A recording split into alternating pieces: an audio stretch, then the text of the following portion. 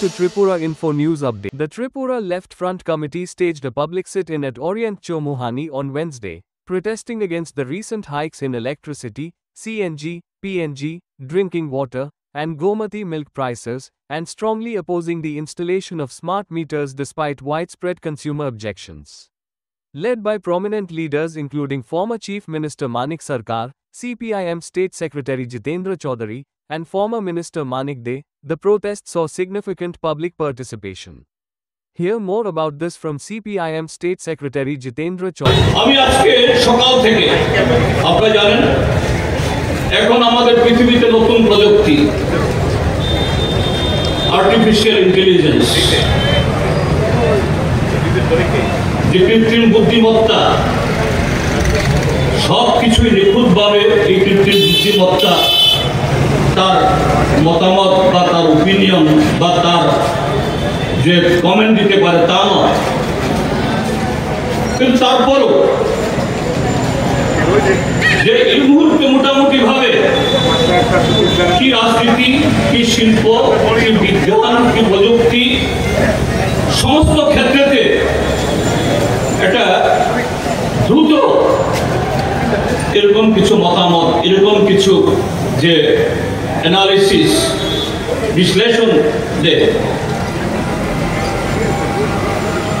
আমার একটু কৌতুক ছিল, এটা সবটা আমি বুঝি তা নয়, তারপরও এই মুহূর্তে সারা দেশের মধ্যে এই যে বিদ্যুৎ বেসরকারীকরণের জন্য যে উদ্যোগ, তার এই সম্পর্কে কৃত্রিম বুদ্ধিমত্তা কি বলে। আমি জিজ্ঞেস করছিলাম যে ভারতবর্ষে যে কটা রাজ্যে এই যে স্মার্ট মিটার বসানোর উদ্যোগ শুরু হয়েছে, উত্তর দিচ্ছে, ইন্টেলিজেন্ট আনসার দিচ্ছে 2023 সাল থেকে শুরু হয়েছিল। আমাদের দেশে প্রায় 30 কোটি ভোক্তা কনজিউমার, তার মধ্যে যে প্রায় 25 কোটি এই কনজিউমার গ্রাহকদের তাদের এই স্মার্ট মিটার তাদের বাড়িতে বা তাদের প্রতিষ্ঠানে লাগানো হবে।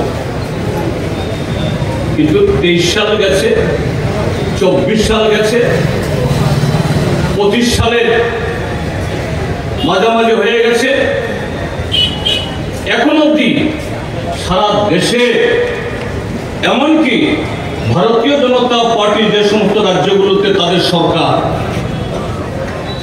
এরকম ভাবে জবরদস্তি করে মানুষের কাছে অনেক কিছু চাপিয়ে দেয়, গুজরাট, উত্তরপ্রদেশ, মধ্যপ্রদেশ, এই রাজ্যগুলি সহ বহু রাজ্যের মধ্যে 5% তারা এই স্মার্ট মিটার লাগাতে পারে। তো আমার প্রশ্ন ছিল, কেন, কি কারণে? স্মার্ট মিটার তো উন্নত প্রযুক্তি, অন্যান্য মিটার, অ্যানালগ মিটার বা ডিজিটাল মিটার যেটা আমাদের বাড়ি ঘরে আমরা লাগিয়েছি, এখন ডিজিটাল মিটার, প্রথমত অ্যানালগ মিটার ছিল। ওই সময়তে সেখানে যে রিডিং হয়, বিদ্যুৎ দপ্তর বা নিগম থেকে এসে তারা রিডিং নেয়, সে অনুযায়ী বিল হয়। এখন স্মার্ট মিটার নতুন প্রযুক্তি, এটাতে কোনো মিটার রিডার আসতে হবে না,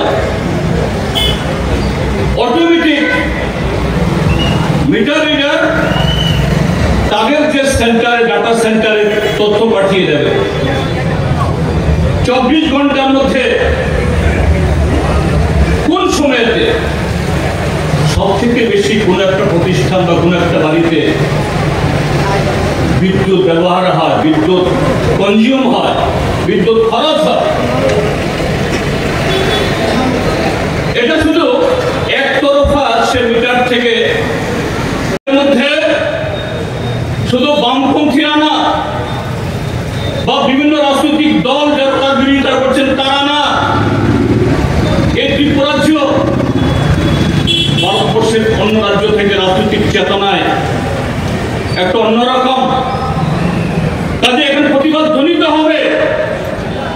কাজে ত্রিপুরাজ্যের মধ্যে গণতান্ত্রিকভাবে মানুষ যাতে তার প্রতিবাদ সংগঠিত না করতে পারে, অন্য কায়দায় আজকে ত্রিপুরাজ্যের পরিবেশ বিষিয়ে দেওয়ার জন্য তারা উদ্যোগ নিয়েছে। আপনারা দেখেছেন ইতিমধ্যে যে বিগত কিছুদিনে আমাদের যে সমস্ত কর্মসূচি জনগণের দাবি নিয়ে, স্থানীয় দাবি নিয়ে যেখানেই আন্দোলন সংগঠিত হচ্ছে, নানাভাবে সাধারণ মানুষের উপর আক্রমণ নামিয়ে নিয়ে আসা। আর যথারীতি আমরা কি দেখি, গত 7.5 বছর ধরে এই সমাজ বিরোধীদের দিয়ে গণতান্ত্রিক আন্দোলনকে দমানোর যে চেষ্টা, এদের বিরুদ্ধে কোথাও কোনো পদক্ষেপ গ্রহণ করা হয়। সর্বশেষ তাদের একটা শরিক দল ত্রিপুরা মাথা দেখেছেন, সেদিন খোয়াইয়ের আশ্রামবাড়িতে প্রধানমন্ত্রী নরেন্দ্র মোদীর মন কি বাত, ভারতীয় জনতা পার্টি একটা আবেগ তোলার চেষ্টা করছে, এবিসি এলাকাতে মন কি বাত হতে পারবে না, এইভাবে ত্রিপুরা মাথা হুলিয়াগানি করেছে। আমরা বলছি এটা মন কি বাতের বিরোধিতা না। এই যে শরিকের উপরে শরিকের আক্রমণ, নিজ দলের মধ্যে কুন্দল, শুধু আশ্রমবাড়িতে না, প্রায় প্রতিদিন দেখা যাচ্ছে। কেন? গত 7.5 বছর ধরে বিভিন্ন নির্বাচনে আমাদের জনসংখ্যার একটা অংশ, আমাদের যুবকদের একটা অংশ এদের সামনে নানা স্বপ্ন তুলে ধরে 7 লক্ষ চাকরি হবে, স্কুলে চাকরি হবে, বেতন 2 গুণ 3 গুণ হবে, আয় 3 গুণ 4 গুণ হবে। গত 7.5 বছরে এগুলি সমস্ত মরীচিকা হয়ে যাচ্ছে। কিন্তু আরেক দিক থেকে জবরদস্তি করে ছাত্র ভোট দিয়ে যারা সাংবিধানিক প্রতিষ্ঠান দখল করেছেন, কিছু আসনের হত্যাকর্তা বিরোধা হয়েছেন, আর তাদের কাছাকাছিতে অল্প কিছু লোক সংবিধান বহির্ভূত ক্ষমতায় তারা বলিয়ান। তারা থানা নিয়ন্ত্রণ করে, তারা ব্লক নিয়ন্ত্রণ করে, তারা পিডব্লিউডি অফিস এবং সমস্ত যেখান থেকে টেন্ডার হয়, সরবরাহ হয়, এগুলো নিয়ন্ত্রণ করে। কোন নিয়ম কানুনের বালাই নেই। অল্প কিছু লোক, বেশি না, রাতারাতি এই অল্প কিছু লোক এরা লাখপতি না কোটিপতি হয়ে যাচ্ছে। বাড়ি গাড়ির মালিক, চলনে বলনে আবিরক্ত। কাজেই সরলমতি কি পাহাড়ের কি সমতলের যুবকরা তাদেরকে সঙ্গ দিয়েছিলেন, তাদেরকে সমর্থন করেছিলেন। যেই হোক, আমাদের রাজ্যে তো এখন এটা বিজ্ঞাপনের সরকার। প্রতিদিন দাউস দাউস বিজ্ঞাপন, শুধু পত্র পত্রিকাতে না, flax, LCD screen, crore crore টাকা খরচ হচ্ছে। কিন্তু এই যে বিদ্যুতের মাসুল বাড়ানো হবে, পাইপলাইন ন্যাচারাল গ্যাসের দাম বাড়ানো হবে, সিএনজির দাম বাড়ানো হবে, এগুলো নিয়ে সেরকম কোনো বিজ্ঞাপন কারো চোখে পড়েছে? কারণ এরকম বিজ্ঞাপন দেখলে পরে যে কোনো গ্রাহক, তিনি যেই হন, তিনি আপত্তি জানাতে পারেন, তার মতামত দিতে পারেন। হয়নি। হঠাৎ করে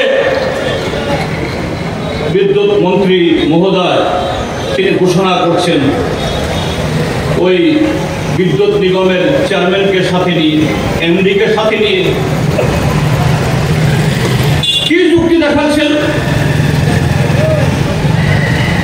একদিকে স্মার্ট মিটার, উন্নত প্রযুক্তি, আমরা প্রযুক্তির বিরুদ্ধে নই, কিন্তু সে প্রযুক্তি হতে হবে প্রো পিপল, মানুষের উপর বোঝা, মানুষের উপর যে সংকট এটাকে আরো লাঘব করবে, জীবনযাত্রাকে সহজ করবে এবং জনগণ তথা গ্রাহক তার সাথে সম্পর্ক রেখে সে প্রযুক্তি প্রয়োগ করতে হবে। উন্নত প্রযুক্তি হলেও একতরফা শুধু ব্যবসায়িক স্বার্থ রক্ষা করার জন্য এরকমভাবে প্রযুক্তি ব্যবহার করা এটা অন্যায়। সেই জায়গায় প্রথমত হলো যে সংস্থা এরকম ভাবে জনগণের রায় নেবে, মতামত নেবে, এটা জনগণকে অন্ধকারে রেখে কাজটা করেছে। দুই, মন্ত্রী মহোদয় বলছেন যে কেন আমাদের বিদ্যুতের মাসুল বাড়াতে হলো, পিএনজির দাম বাড়াতে হলো, সিএনজির দাম বাড়াতে হলো। বলছে আন্তর্জাতিক বাজারে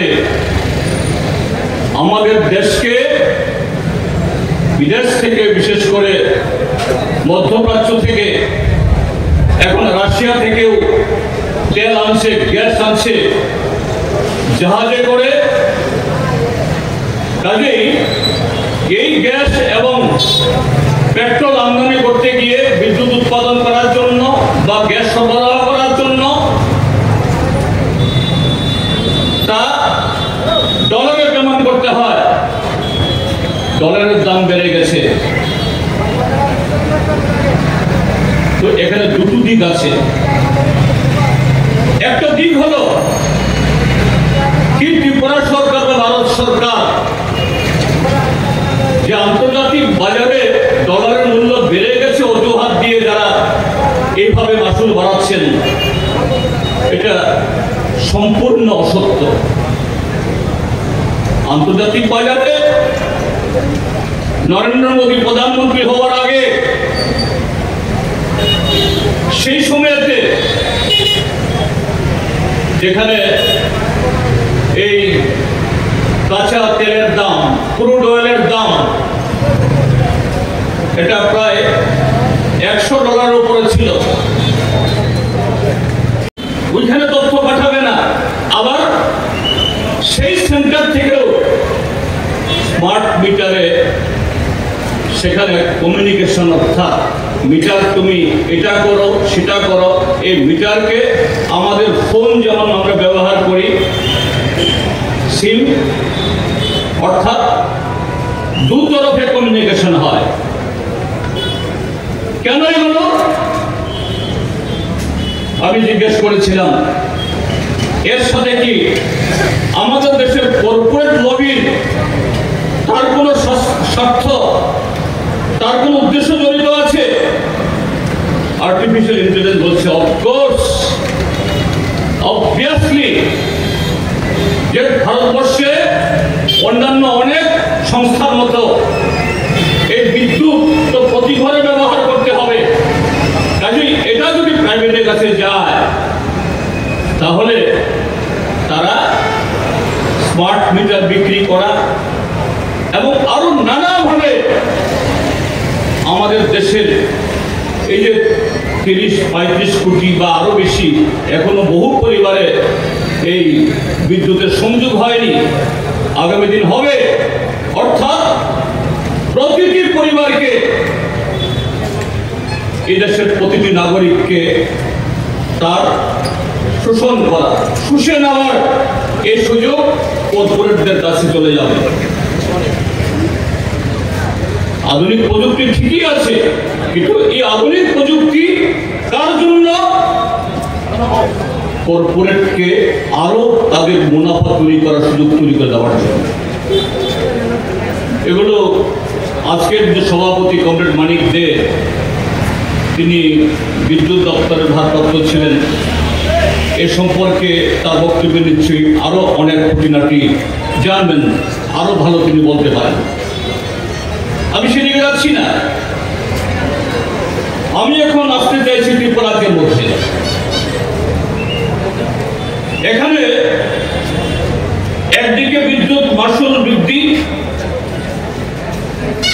সমস্ত ধরনের যে কনভেনশন প্রথা, এখানে রেগুলেটরি কমিশন আছে। এরকম বিদ্যুতের মাশুল বাড়াতে গেলে পরে পত্রিকাগুলোতে সেখানে যাতে প্রত্যেক নাগরিক, প্রত্যেক গ্রাহক তার চোখে পড়ে সেরকম ভাবে বিজ্ঞাপন দিয়ে সেখানে মতামত দিতে হয়, জনশুনানি করতে হয়। কিন্তু এই যে বিগত 1.5-2 বছরে বেশ কয়েকবার মাশুল বেড়ে গেল। 2 দিন আগের বা 2 মাস আগের বা 3 মাস আগের বা 4 মাস আগে যে কম মিটার রিডিং দিয়েছে, এটা এখন ওই এরিয়ার করে তার উপর চাপিয়ে যাবে। যেটা আমাদের মন্ত্রী মহোদয় বলেছেন, বয়ের একজন মাস্টার মশাই উল্টা এই মাস্টার মশাইকে তিনি চোর সাব্যস্ত করে দেন, তিনি চুরি করেছেন। আর্টিফিশিয়াল ইন্টেলিজেন্স বলছে নো, ইট ইজ ইম্পসিবল। এটা হয় না। কাজে যেদিন স্মার্ট মিটার বসাবে তার রিডিং সেদিন থেকে শুরু হবে। তো এই জায়গায় এখানে এরিয়া বা বকেয়া আসবে থেকে এইভাবে ত্রিপুরাজ্যের মানুষের উপরে কর্পোরেটদের সেবা করার জন্য সেখানে একদিকে মাশুল বাড়ানো, আরেকদিকে স্মার্ট মিটার বসানো। তো সেদিন যখন চারিদিক থেকে প্রতিবাদ হচ্ছিল,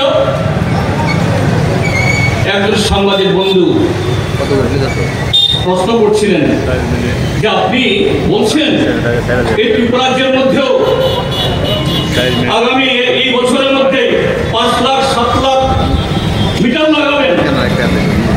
এই যে মিটার ক্রয় করা হয়েছে, এটা এই টেন্ডার তো আমরা আমাদের চোখে পড়েনি। সাংবাদিক প্রশ্ন করবেনি, তিনি উল্টো বলছেন না আমরা কমিশন খাই না। এটা গেল ঠাকুর ঘরে কে আমি কলা খাই না। না, আমি বলছি না, আমাদের হাতে এরকম কোনো প্রমাণ নেই যে না এই যে স্মার্ট মিটার যে কোম্পানি থেকে কিনেছে ত্রিপুরাজ্যের মধ্যে সমস্ত ক্ষেত্রেই তো এখন কমিশন, এরকম কমিশন খেয়েছে, এরকম অভিযোগ আমি এখনই আনছি না। কিন্তু মন্ত্রীর উত্তর দেওয়ার কায়দা, তার যে প্রতিক্রিয়া, এটা কি ইঙ্গিত দেয় যে ত্রিপুরাজ্যের মধ্যে আরো 10টি ক্ষেত্রে যেরকম ভাবে অনিয়ম হচ্ছে, এই ক্ষেত্রেতেও সেটা হচ্ছে না, হঠাৎ করে বলা যাবে। কাজে বন্ধুরা, এর বিরুদ্ধে আমরা আজকে অবস্থান করছি সারা ত্রিপুরাজ্যে। আমাদের অবস্থানের পরেই বিকালবেলা সিদ্ধান্ত নিয়ে নেবেন সরকার। আমরা অন্তত এই মোহ আমাদের নেই, কারণ তাদের পরিচালিত কেন্দ্রীয় সরকার যে গত 9 জুলাই যে অভূতপূর্ব শিল্প ধর্মঘট হলো, কৃষকদের প্রতিবাদ হলো, কৃষকরাও তাদের দাবিতে বিগত দিনে সারা বছর ঐতিহাসিক আন্দোলন করলো, কিন্তু কোনো ক্ষেত্রে এই সরকার তারা কথা রাখে না। আগে তার বিরুদ্ধে আমাদের লাগাতার আন্দোলন, পরবর্তী পর্যায়ে যদি প্রয়োজন হয় আমাদের তৈরি থাকতে হবে। হয় পালাটানা বা এখানে আমাদের যে এই খয়েরপুরের এখানে পালাটানায় সেখানে যে ওএনজিসির যে উৎপাদন কেন্দ্র করেছে, আমার এখানে এই সেও একটা সংস্থা, পাবলিক সংস্থা, সরকারি সংস্থা। তো এই বিদ্যুৎ উৎপাদন হয় ত্রিপুরার গ্যাস থেকে। তো সেই জায়গাতে আন্তর্জাতিক বাজারে গ্যাসের দাম বেড়েছে, তেলের দাম বেড়েছে, সেই যুক্তি খাটিয়ে আমার ত্রিপুরা যে কেন সিএনজির দাম বাড়বে, কেন পিএনজির দাম বাড়বে, কেন বিদ্যুতের মাসুল বাড়বে, হয়তো তারা বলবে এটা তো জাতীয় আইন, এটা তো ন্যাশনাল পলিসি। তো ন্যাশনাল পলিসি কে তৈরি করে, কে ফর্মুলেট করে? যে সমস্ত অঞ্চলে এরকম ভাবে স্থানীয় প্রাকৃতিক সম্পদ দিয়ে যেখানে বিদ্যুৎ উৎপাদন হয় বা অন্য এরকম অর্থনৈতিক সুযোগ তৈরি হয়, আমাদের ন্যাশনাল পলিসিতে উত্তর পূর্বাঞ্চলের পশ্চাৎপদতা, ত্রিপুরা রাজ্যের এই যে বিশেষ অবস্থান, সেই অবস্থানের কারণে কেন আমরা তথাকথিত জাতীয় নীতির কারণে ত্রিপুরা রাজ্যের মানুষের উপরে এই বোঝা চাপবে? কেন হবে এটা? আজকে এইভাবেই আমাদের দেশের জাতীয় নীতি, অর্থাৎ কর্পোরেটকে সেবা করতে গিয়ে কর্পোরেটের মুনাফাকে আরো বাড়িয়ে দেওয়ার জন্য এদের যে উদ্যোগ, এটাকে জমে রাখার জন্য এই ত্রিপুরা রাজ্যের মানুষের উত্তর পূর্বাঞ্চলের সমস্ত ক্ষেত্রেতে এই সুযোগ ভোগ করার আমাদের সুবিধা না থাকলেও অন্তত এই ক্ষেত্রেতে আমাদের কিছুটা সুযোগ ভোগ করার যে সুযোগ ছিল, আজকে এটাকে নস্যাৎ করে দিচ্ছে ভারতবর্ষের বিজেপি সরকার আর ত্রিপুরা রাজ্যের এই বিজেপি ত্রিপুরা মথা এবং আইপিএফটি সরকার। এখন স্মার্ট মিটার লাগাচ্ছে, ইতিমধ্যেই পত্র পত্রিকা দেখেছেন আপনারা, সোশ্যাল মিডিয়াতে প্রায় অহরহ উঠছে। কিছু কিছু জায়গাতে স্মার্ট মিটার লাগানো শুরু হয়েছিল, সেখানে কোন গ্রাহক স্মার্ট মিটার লাগানোর আগে মাসে যেখানে 500, 700 বা 1000 টাকা উঠত, হঠাৎ করে সেই স্মার্ট মিটারে 10 গুণ, কারো কারো আরো বেশি, 100 গুণ 150 গুণ বেড়ে গেছে। ইতিমধ্যে দেখেছেন আপনারা, খোয়াইয়ে, উত্তর ত্রিপুরাতে, দক্ষিণ ত্রিপুরাতে। তো এটা নিয়ে আমাদের রাজ্যের মন্ত্রী বাহাদুর তিনি ব্যাখ্যা দিচ্ছেন। কি ব্যাখ্যা দিচ্ছেন? যে সেখানে যখন এর আগে এনালগ মিটার বা ডিজিটাল মিটার ছিল, তখন নাকি সেই গ্রাহক মিটার রিডারের সাথে যোগ সাদস করে কম বিল দিয়েছেন, আন্ডার বিলিং হয়েছে। তাহলে এই দায় কার? যদি হয়েও থাকে কথার কথা, এই দায়টা কার? আমি আজকে আর্টিফিশিয়াল ইন্টেলিজেন্সকে আমি জিজ্ঞেস করেছিলাম, whether it is possible that এরকম যদি কোনো কারণে আন্ডার বিলিং হয়, অতীতে স্মার্ট মিটার লাগানোর আগে সেখানে যদি সে মাথা ফাটিয়ে ক্ষমতায় টিকে থাকার জন্য, ক্ষমতা দখল করার জন্য সাহায্য করেছিলেন, তারা বুঝতে পারছে, কিন্তু রাস্তা দেখছে না কেউ কেউ। এদের ভালো অংশ আজকে হতাশ। সেই হতাশা থেকে বিজেপির উপরে বিজেপির আক্রমণ, বিজেপির উপরে মথার আক্রমণ। কেন? কারণ এই যুবকদের তাদের অভুক্ত রেখে চাকরির ললিপপ দেখিয়ে গত 7.5 বছর বহু ঘটনা ঘটিয়েছে, আজকে সে হতাশা থেকে বেরিয়েছে। এবং এটা একদিক থেকে পরিবেশ উত্তপ্ত করে, যাতে আমরা বিরোধীরা জনগণের এই জাতীয় ইস্যু নিয়ে রাস্তায় নামতে পারি। আরেক দিক থেকে এই হতাশাগ্রস্ত যুবকদেরকে এইভাবেই আরো কটা দিন ধরে রাখা যায় কিনা চেষ্টা। কাজে বন্ধুগণ, আমাদের এই লড়াই যেমন জারি থাকবে, পাশাপাশি ত্রিপুরাজ্যের এই যে গণতান্ত্রিক পরিবেশ, রাজনৈতিক পরিবেশ, মানুষের অধিকার প্রতিষ্ঠা করা তার যে বাতাবরণ তৈরি করার জন্য আমাদের আরো বেশি ঐক্যবদ্ধ হতে হবে। আমি আমার কথা বাড়াচ্ছি না। কাজেই আজকে এই গণ অবস্থানের কর্মসূচিতে এই আগরতলা শহর সহ সারা ত্রিপুরাজ্যের মধ্যে এই তপ্ত রোগের মধ্যেও যারা এই কর্মসূচিতে অংশগ্রহণ করেছেন, আপনাদের সকলকে অভিনন্দন জানিয়ে এবং আগামী দিনে কি গণতন্ত্র পুনরুদ্ধার, কি আমাদের অধিকার সুরক্ষিত রাখার জন্য, আমাদের সম্পদ কেড়ে নেওয়ার জন্য যে ধরনের বহুমুখী আক্রমণ নেমে আসছে, তার বিরুদ্ধে আরো জোরদার আন্দোলন সংগঠিত করার জন্য তৈরি থাকার আহ্বান জানিয়ে আমার বক্তব্য শেষ করছি। সবাইকে নমস্কার। Subscribe to Tripura Info and press the bell icon so that you never miss any latest updates and news on Tripura.